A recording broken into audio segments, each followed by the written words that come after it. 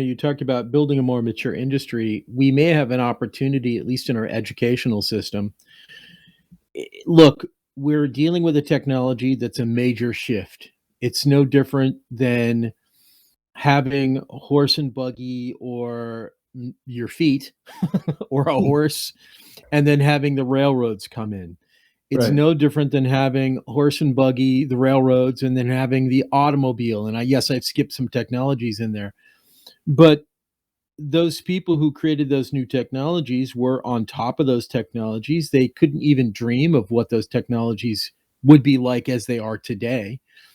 I think we have to start with our students, our education system. We need to talk about what it means to be truly free or have self custody. I mean, I'm going in another direction, but if we start young enough, that's what a lot of people complain about. They say they can't understand this. Well, that's not true. I'm old. Anybody can understand it if they just take small bites at a time. It takes time. But if you start with a young kid, you start with a child, and you start with the basics. I'm not saying cryptography is the goal for a person who's 7 years old, but you start explaining to them simple concepts on what that is, and that goes through that high school age. We're in another generation then. If we're going to be pro crypto, if we're going to be forward thinking, then we really need to train up our next generation to really understand this, because let's just face it, our Xers and our we would call them boomers, that would be parents of ours. They don't, most of them don't get it, and they may never get it. That doesn't mean they can't participate. In fact, that's my whole goal, is to help them, encourage them. But if we don't take advantage of this opportunity in training up our youth, we've missed a big thing. They're misunderstanding or not understanding for two different reasons, though. So I think boomers are not understanding because this is a pretty technical thing that they're not used to at all. And I think the younger people are not understanding because they grow up kind of in an age where they didn't, where the idea of ownership of money in particular isn't ingrained. When you and I grew up, it was cash. We had cash. Sure. Credit cards were for the elite. You and I, we used dollars, and the feeling of ownership of the money that you have is in your hand, and it's very physical. As things went to PayPal and the idea of ownership or custody of the funds kind of gets lost in the technology. And so this is bringing it, and crypto really brings that back. Yeah. You really have to have an understanding of ownership. And I don't think it's not a matter of like whether it was thought to be taught. I don't think it was specifically taught for us. It was just part of the way the economy works. Like it's a cultural change. Yeah. It's a cultural change. So, I mean, I teach my kids about ownership, as much as I can. Like, what does ownership mean? And I even have to remind myself sometimes about, like, if I give something to my kid, then I don't actually have a say on what happens to that thing. And like, I have to remind myself. And that just happened. That's why I'm bringing that up. But in my reminding myself and explaining to him, like, if I give something to you, then it's yours, and I don't get to say what happens to that anymore. Those kind of ideas are really lost these days. Like, we don't really teach that, and schools have never taught it because they never really had to. But if we want to teach, like, why custody is important in crypto, the idea of ownership needs to be retaught in a way that it is currently not. Right. Sure. That's right. So go ahead. The thing is that if you look at the habits that we have taken, is really we have gotten used to trust intermediaries, especially because in most of the Western countries, at least, we have like a pretty strong legal system to be able to, go against people who would attempt to scam you in those transactions.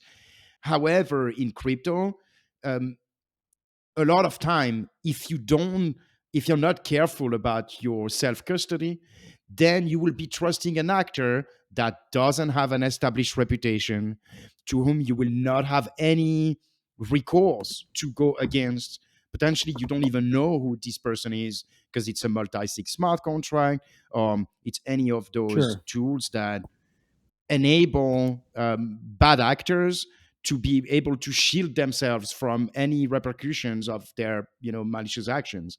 And it becomes even more important to put a very strong accent on why it is very important to understand self-custody, understand the technology you are interacting with before actually committing to it, right? I think so. I think so. I It's a frustrating topic, nevertheless. It is a loss of knowledge that we've had generation upon generation. We can talk about education, we can talk about parents, because a good example is what Rob just did. He's teaching his son about ownership. I mean, there's a lot of things that we can talk about this. But the fact is I think the point is that we need to make sure we re-educate. I hate to even use that sort of phrase, but we need to at least inform our upcoming generation.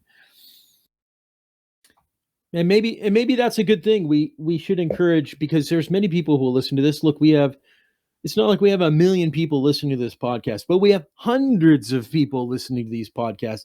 And of course, that's a little segue into, if you're not sharing this podcast, share this podcast. If people have questions, send it in. That's always been something that we've opted into. But if you're a parent, you should be teaching. Don't rely upon your teachers. You should have learned that over the last 4 years. Your teachers, most of them, have their own interests at heart. They don't always have your children's interest, except when it aligns with their interest. You are still the boss. These are Yeah. your kids. Train your kids up right. Teach them about these kinds of things. If you We've have also questions, I'm never willing to help. really had Pardon? philosophy. We've never really had philosophy in K through 12 where we discuss things like ownership and self-ownership and things, really. I mean, I certainly didn't have it. I know that only certain branches of economics are taught in colleges and others Yeah. are ignored. And so, like, I don't know if it's just a fact of, like, just never really necessary before, or society has changed in such a way that is now necessary in order to, I don't mean complete an education on a piece of paper. I mean to have an education about everything that's out there. People have different ideas, but you can't really make your own decisions if you don't understand, the spectrum of things that are out there on any topic. And so philosophy and economy, I mean, I went to engineering school. I definitely didn't get any of that.